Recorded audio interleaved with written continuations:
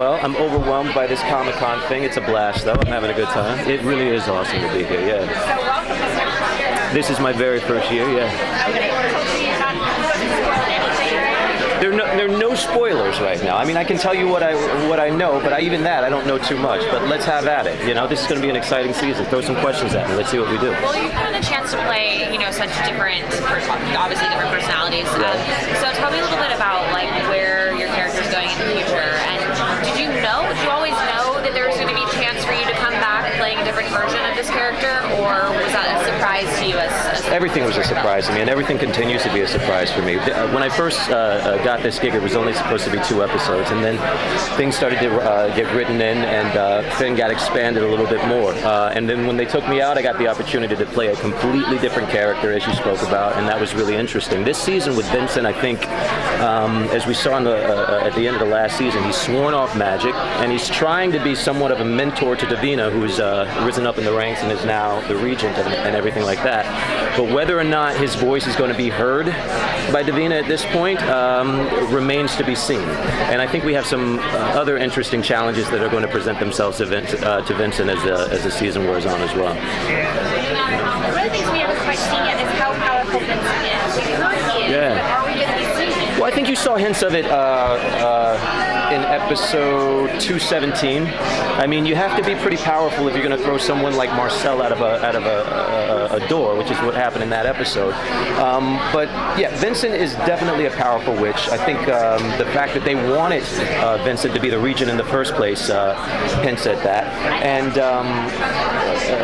I think that we will definitely see some of his knowledge in this season coming up. Whether or not we get to see him practice that magic remains to be seen. So it's up to the writers. No spoilers here for me. I've learned my lesson, ladies.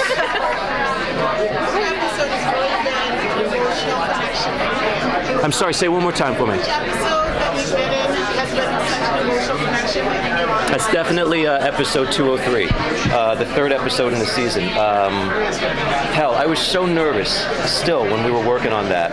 And Daniel Gillies, I don't know if you know Daniel's history. He's the funniest guy on the set. He'll always throw you a curveball. And as soon as we got on my coverage for that, he threw me this great curveball, made me crack up, loosened me up a great deal. And I really have to credit that guy for making me comfortable enough to do the work that I think I was able to do in that episode. So 203, definitely a great connection for me. Thank you for asking, and thank you for watching that. I appreciate you. What do you think Vincent working more with? Oh, wow. I love working with Leah Pipes. I think she's a fabulous actor. Of course, the 2 brothers. It's always fun to work with those guys. But the wonderful thing about this show is that there's such an incredible cast of characters, such an incredibly strong artists to work with. So every day on set, I'm growing as an actor. So that's all I can ask for. So you put me with anybody on that cast, and it's going to be great. Anybody on the cast, and anybody of the guest stars that we've had too. We had people like Colin Waddell, who is a hell of an actor. Daniel Sharman, who everybody's going to see a hell of a lot more coming up. Just a really blessed experience for me in that regard. It's so physical as a show. So what's the worst kind of bump or bruise that you've sustained over your time? You guys remember the episode where I had my hands tied up above me? I don't know what was going through my head, but I wanted it to be, I guess I was trying to be method or something, because I never brought my arms down, and for about a week, my upper arms were numb after that. So nothing no broken bones, no cracks or anything like that, but that bothered me a little bit. How do you train for all of this stuff? Mentally?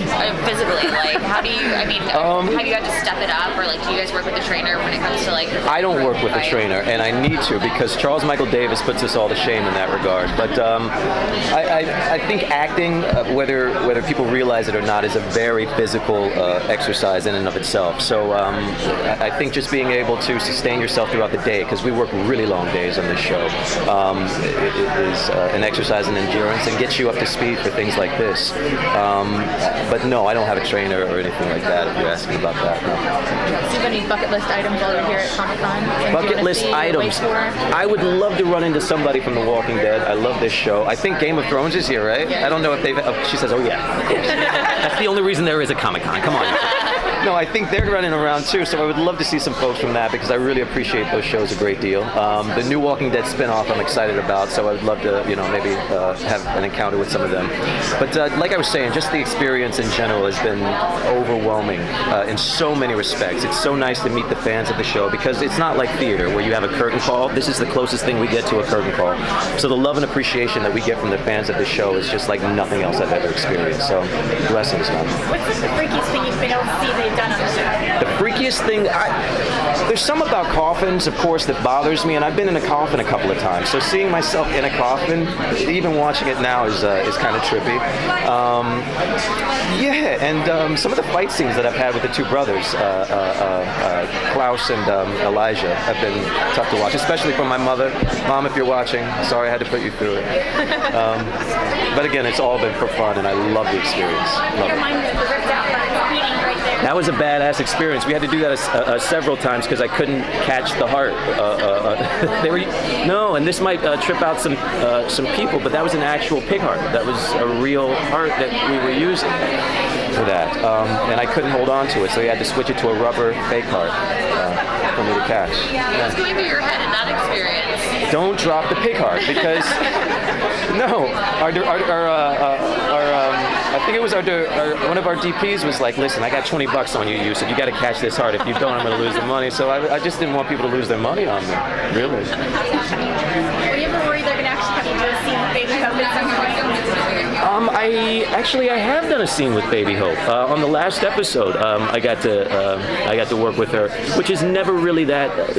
No actor wants to work with children or animals because they're always going to trump you in the scene, and she's such an adorable baby. I mean, I think she should get an Emmy because her work with her eyes is impeccable, second to none.